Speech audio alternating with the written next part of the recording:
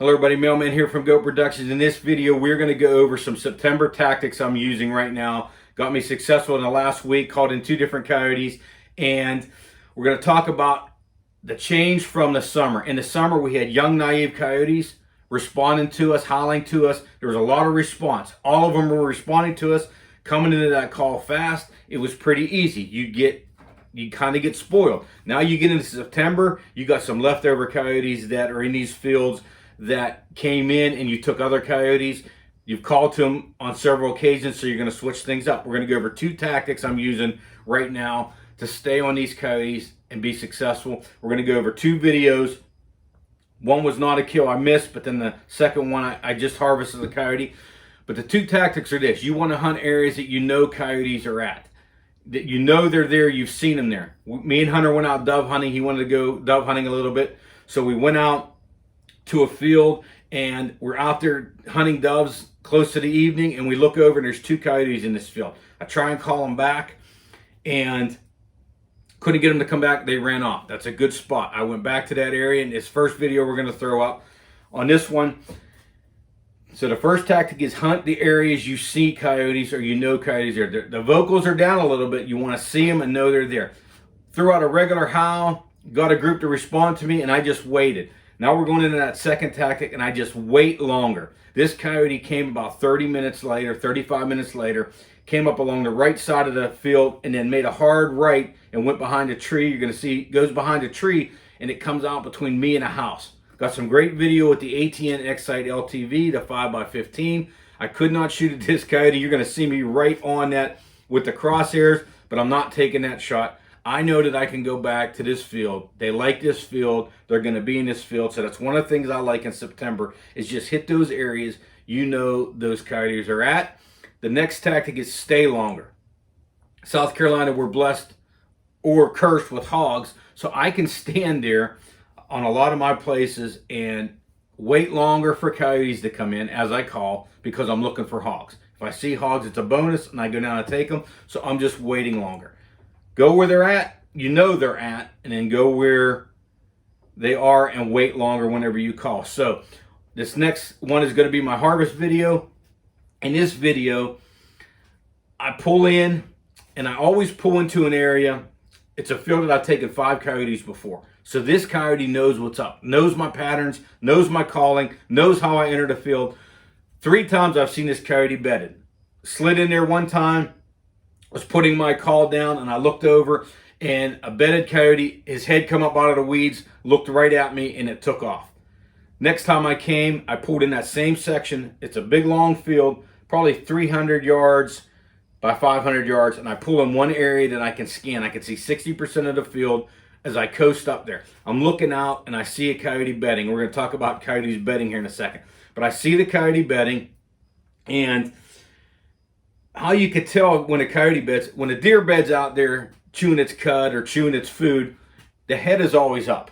So when you look out there at deer, and there's normally multiple ones, their head is always up. A coyote is going to lay down and sleep in a ball. It's going to put its head down. And then you're going to see that head come up out of the grass, even low grass. You're going to see that head come up out of there. You'll see them big ears turning, and then they're going to lay their head back down when they go to sleep.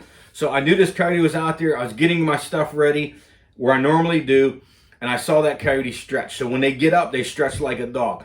Rear ends up in the air. They put their front paws way out, and they stretch, and then they trot off, and that coyote trotted off. And another time I came upon that field, and that coyote was bedded again. That coyote's bedding in that field early, 9:30, 10 o'clock. So it's bedding somewhere close, and it's coming out to that field at night. So what I did last night, went to that area, scanned that 60% of that field for my first opening, and then I kind of hauled a little bit. I moved out there to my second opening on the farm road. So I'm on a farmer's road, private road, and I scan in that second area, and I see that telltale head come up out of the weeds in that second opening. And I just kept going by. I didn't want to stop, because there's certain times when I seen this coyote bed out there, I stop. That coyote gets up, heads for the woods. I cruise by as if I didn't see it, park down the road, and I make my way back. Come back to the fence, and you're going to see, well, you may not see on this one, but the coyote's out there about 2 hills away from me as I can see from that other direction. Now, when I have night vision, the problem is those hills absorb some of that IR and I can't get out there far enough. So I got to stalk out there about 50 yards, get a slam dunk on this coyote. So I'm sliding out into that area. I know this coyote's out there. And what you're going to see when these coyotes go back to sleep is, man, they'll put their head down and you're going to see just a faint thermal on your thermal scanner. You're going to see it laying out there. Man, it looks like a cow patty, or just, it looks like something small out there, but you'll see that head come up. So why you got to have that thermal, man, is whenever you're going around scanning the field, you want to look for it. And when I'm walking in, I got my tripod and my weapon on my shoulder. I come around that corner and I'm always looking. That coyote's head's up, I don't move. Puts its head back down and goes back to sleep. I move in on it. I'm moving in for a slam dunk shot, about 190 to 100 yards. I come around the corner and that coyote's up. I see that coyote get up. I got to get set up. In the first video you're going to see here is that coyote going down into the dip. You're going to see the problem I have is those front weeds in front of me. But I know that coyote's going to go toward the wood section to my right. So I kind of cruise out there and get over that hump. And I put my call down really quickly, get set up. And what I do here is, because I know that coyote is close, I just go to vol squeaks. Put vol squeaks out there and that coyote comes up toward me. Now on the harvest video, what I want to talk to you about is when that coyote is coming, it's night vision.